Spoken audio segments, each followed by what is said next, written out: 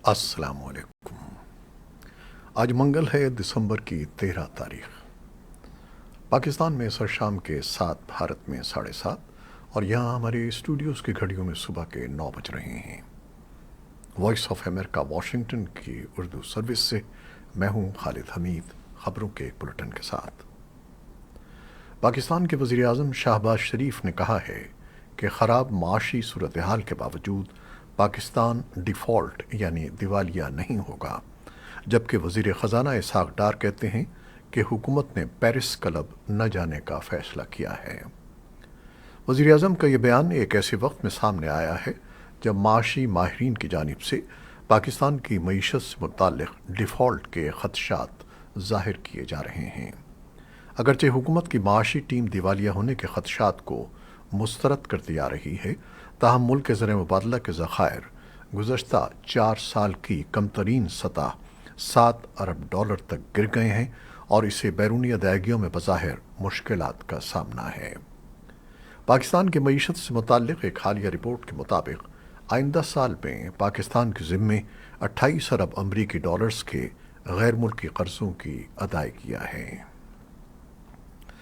पाकिस्तान के वज़ीर दाखिला राना सनाउल्लाह खान ने दावा किया है कि लाहौर के इलाके जौहर टाउन में हाफिज़ सईद की रिहाइशगाह के करीब होने वाले बम धमाके में भारतीय खुफिया एजेंसी रॉ मुलव्वस थी।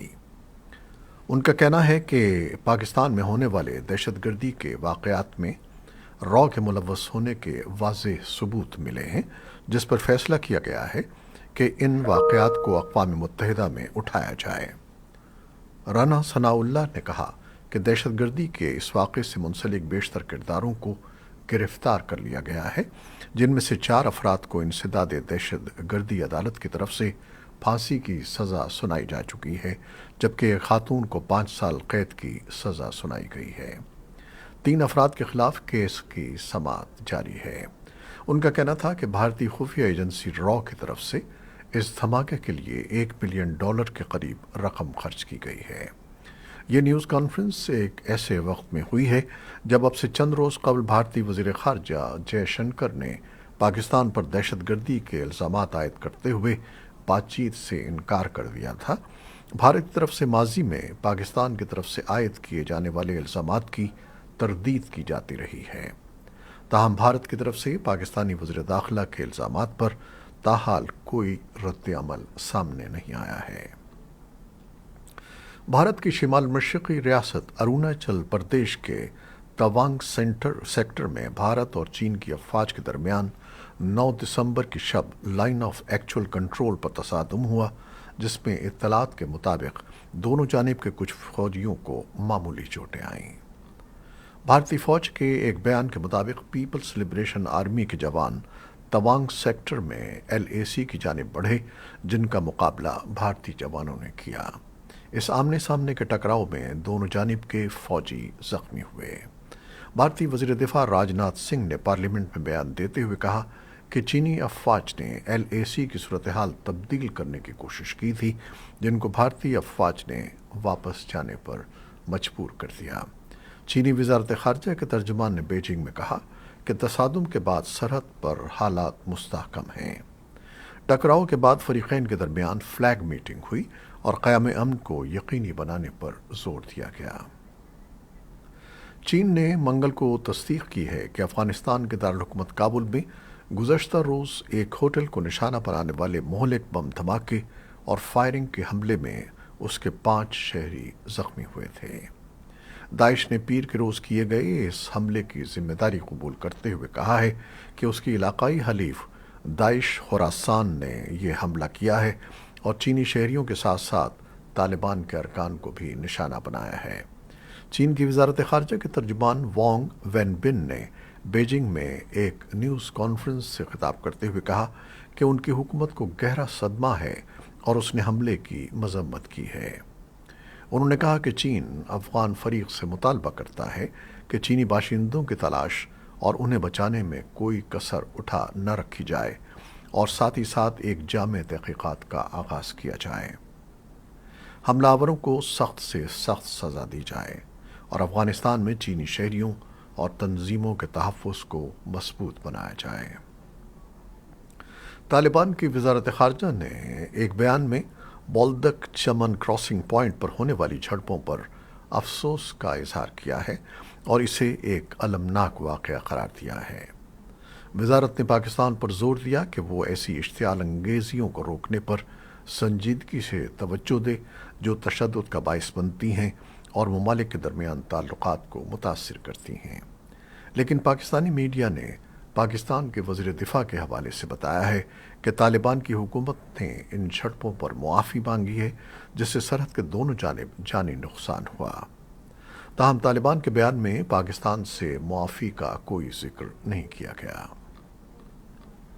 بھارت کے زیر انتظام کشمیر کی پولیس نے علیحدگی پسند، عسکریت پسندوں، ان کے مبینہ اعانت کاروں اور اپنے گھروں میں پناہ دینے والوں کے خلاف ایک سخت گیر مہم شروع کر دی ہے۔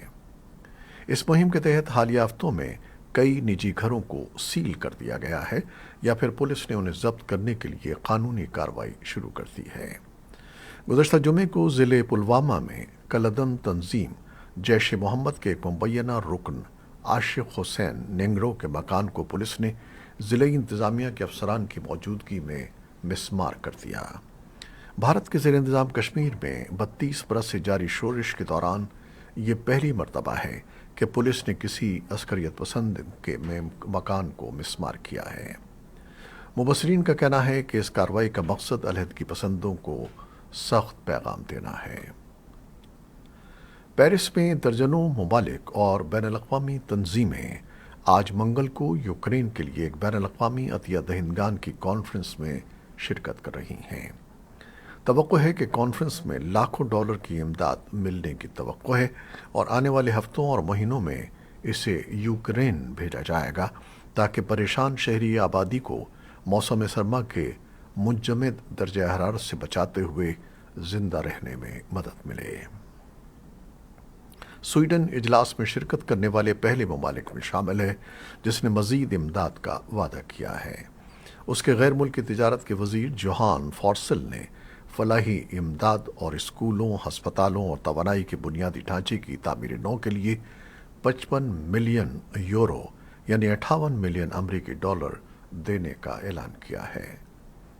فرانسیسی صدر ایمانوئل میکرون اور یوکرین کے صدر ولودیمیر زیلنسکی ویڈیو لنک کے ذریعے شرکت کر رہے ہیں۔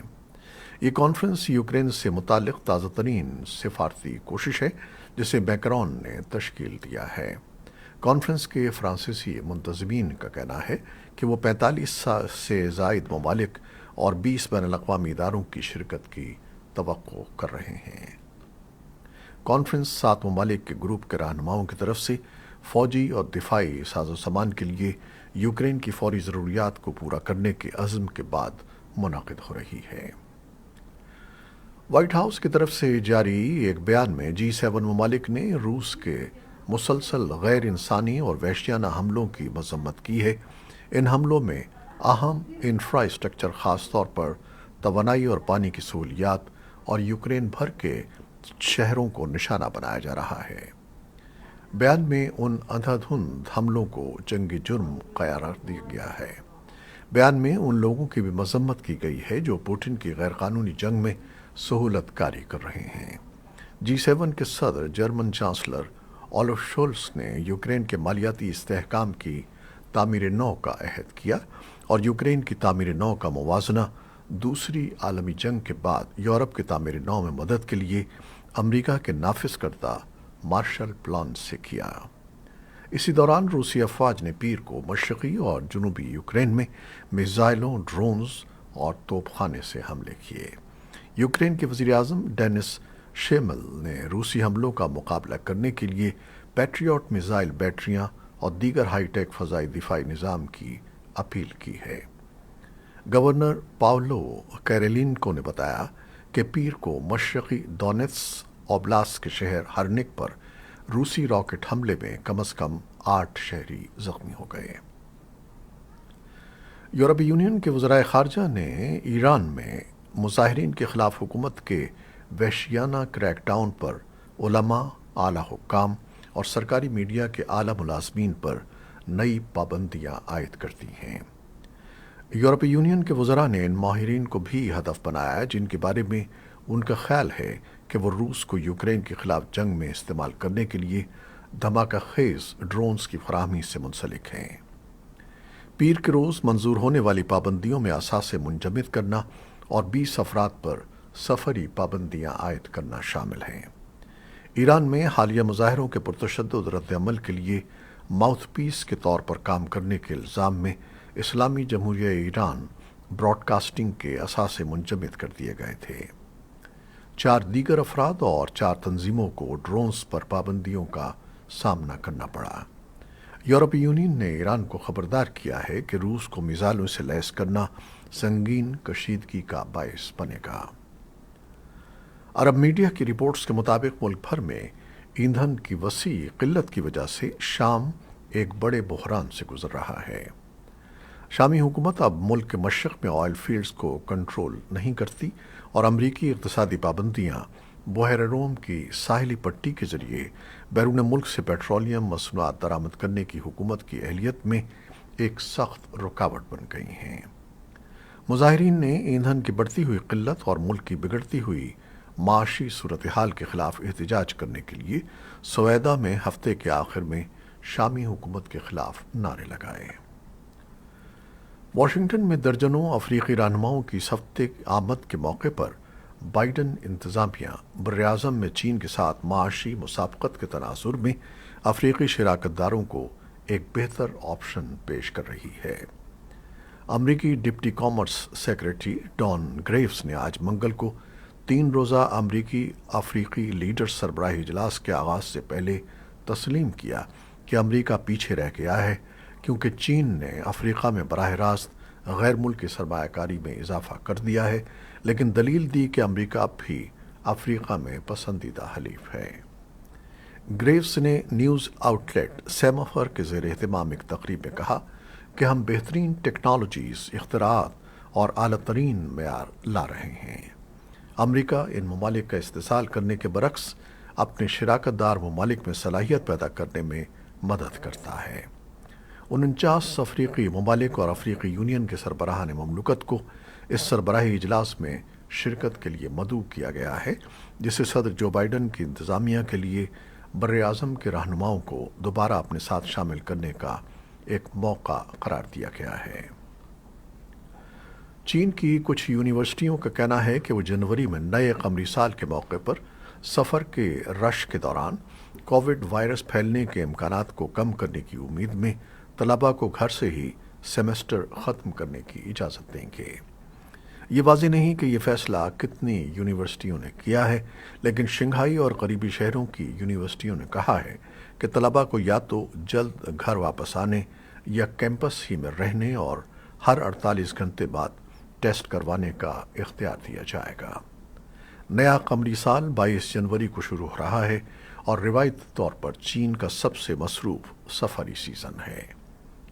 یونیورسٹیوں میں پچھلے 3 سالوں کے دوران اکثر لاک ڈاؤن رہا ہے، جس کے نتیجے میں کبھی کبھار کیمپس یا پھر کمروں تک محدود حکام اور طلباء کے درمیان جھڑپیں بھی ہوئی ہیں۔ منگل کے روز یہ اعلانات اس وقت سامنے آئے جب چین نے اپنی سخت زیرو کووڈ پالیسی میں نرمی شروع کر دی۔ ان میں ہلکی علامات والے لوگوں کو قرنطینہ مرکز میں بھیجے جانے کے بجائے گھر میں رہنے کی اجازت دی گئی ہے۔ ملک میں بڑے پیمانے پر مظاہروں کے بعد ہونے والی دیگر تبدیلیاں بھی شامل ہیں۔ یہ تھیں وہ خبریں جو فیس بک لائیو پر ہم نے آپ کے لیے پیش کی۔ ہماری ویب سائٹ، یوٹیوب اور پوڈ کاسٹ پر یہ بلیٹن آپ کے لیے پوسٹ کر دیا جاتا ہے۔ آپ ہمارے بلیٹن کو شیئر کرتے ہیں اور اپنے کمنٹس میں اپنی محبتوں اور دعاؤں کا اظہار کرتے ہیں، جس کے لیے ہم آپ کے بے انتہا ممنون ہیں۔ اپنی ان کاوشوں کو جاری رکھیے گا۔ کیمرہ مین سید اصفر امام اور نیوز ایڈیٹر بہجت جیلانی کے ساتھ خالد حمید کو اب اجازت دیجیے گا۔ اللہ حافظ۔